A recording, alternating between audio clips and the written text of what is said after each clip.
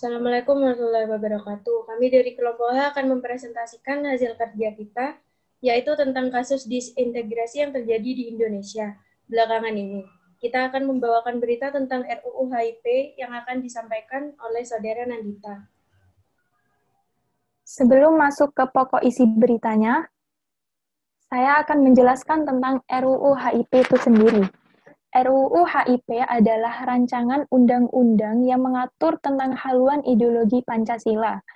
Nah, RUU ini merupakan inisiatif dari DPR yang telah disepakati dan sudah dibahas pada rapat paripurna 12 Mei 2020 lalu.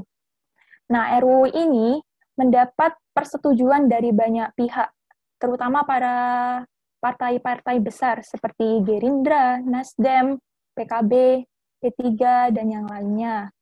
RUU ini diusulkan karena masih belum adanya landasan hukum yang mengatur secara spesifik tentang haluan ideologi Pancasila untuk menjadi pedoman kehidupan berbangsa. Next, kontroversi tentang pasal 7. Nah, pasal 7 itu sendiri memuat 3 ayat yang isinya tentang konsep ekasila dan trisila. Nah, pasal 7 ini menuai kontroversi karena dinilai dapat mendegradasikan makna dan kedudukan Pancasila itu sendiri. Karena masyarakat berpikir dengan kita memakai dengan Pancasila diubah menjadi ekasila atau trisila itu dapat menjadi bentuk pengkhianatan terhadap bangsa dan negara. Lalu yang kedua ada pasal-pasal pada RUU HIP dianggap tidak lazim. Seperti contohnya tadi, yaitu pasal 7 yang isinya tentang Pancasila yang kapan saja bisa diperas menjadi ekasila atau trisila. Nah, seperti yang kita tahu, Pancasila itu kan sudah keputusan akhir yang sudah disepakati pada PPKI dulu ya. Nah, ya jadi Pancasila sudah tidak bisa diganggu-gugat gitu, dan tidak bisa dirubah elemennya sedikit pun. Karena dilihat dari konsep tentang pengaturan UU itu sendiri. Biasanya kalau UU itu memuat tentang pengaturan perilaku dan juga kelembagaan. Nah, tapi di dalam RUU HIP ini sendiri, konsep itu tidak ada. Cuma hanya ada definisi, pernyataan, dan political statement-nya. RUU HIP disebut pencurian senyap. MUI bahkan menyebut RUU tersebut pencurian di saat senyap. Ideologi negara karena pembahasannya tidak melibatkan berbagai kalangan masyarakat, hanya dalam waktu singkat telah disahkan menjadi program legislasi nasional atau Prolegnas tahun 2020. Absennya TAP MPRS nomor 25 tahun 1966 dalam draft RUU HIP. TAP MPRS nomor 25 tahun 1966 tentang pembubaran PKI dan larangan penyebaran ajaran komunisme di draft RUU HIP. Ketiadaan TAP ini dipandang sebagai kealfaan prevensi ideologis menolak komunisme, penguatan Pancasila tanpa menunjukkan penolakan atas komunisme diyakini sebagai penguatan yang melemahkan. Selanjutnya, kaitannya dengan integrasi akan disampaikan oleh Dea Akmal. Kaitannya dengan integrasi, setelah melihat paparan tadi, kita dapat tahu bahwa perihal rancangan Undang-Undang Haluan Ideologi Pancasila ini sangat erat kaitannya dengan integrasi di Indonesia. Karena ini sangat mampu untuk menyulut api disintegrasi bangsa. Karena kita tahu bahwa Pancasila sudah bersifat final dari zaman nenek moyang, dari para pahlawan kita dulu, bahwa Pancasila sudah pilihan, hasil final dari 3 alternatif yang diusulkan oleh Bapak Insinyur Soekarno pada saat itu ya. 1 Juni 1945, Pancasila sudah ditetapkan sebagai dasar negara dari 3 alternatif. Pancasila, Trisila, dan Ekasila.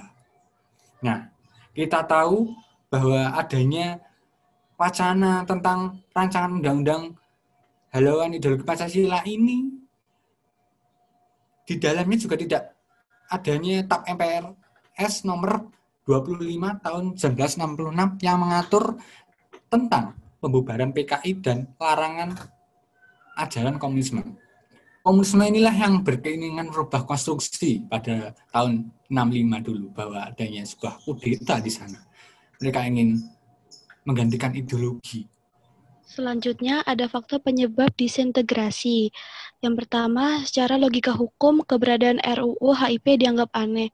Kenapa dianggap aneh? Karena MUI menilai bahwa pembahasan RUU HIP tidak perlu dilanjutkan lagi, karena secara logika hukum keberadaannya aneh, dan RUU ini dilatar belakangi belum adanya landasan hukum haluan ideologi Pancasila sebagai pedoman kehidupan berbangsa dan bernegara.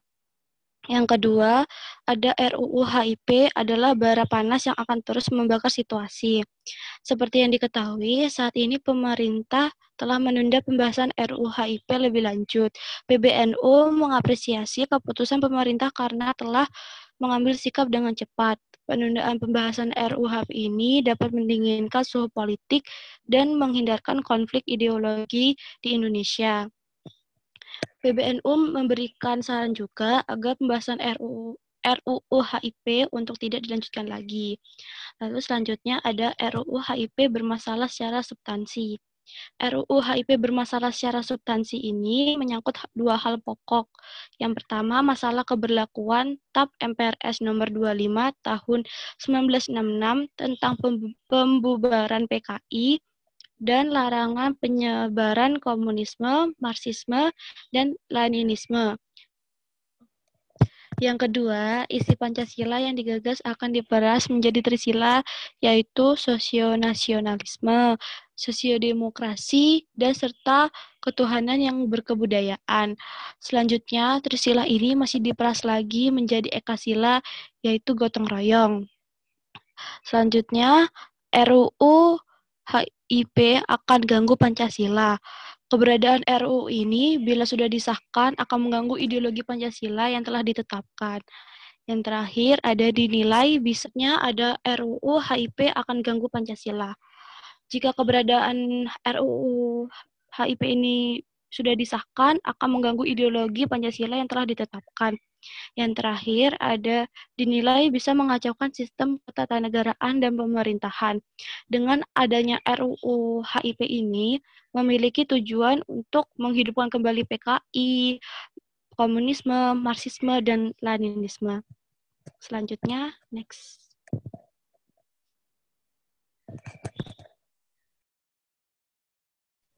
Nah, selanjutnya yaitu alternatif penyelesaian. Nah, sebenarnya untuk alternatif penyelesaian, kami belum jelas mengetahui bagaimana ya sebaiknya penyelesaian yang baik itu supaya bisa benar-benar menghentikan pemicu disintegrasi ini.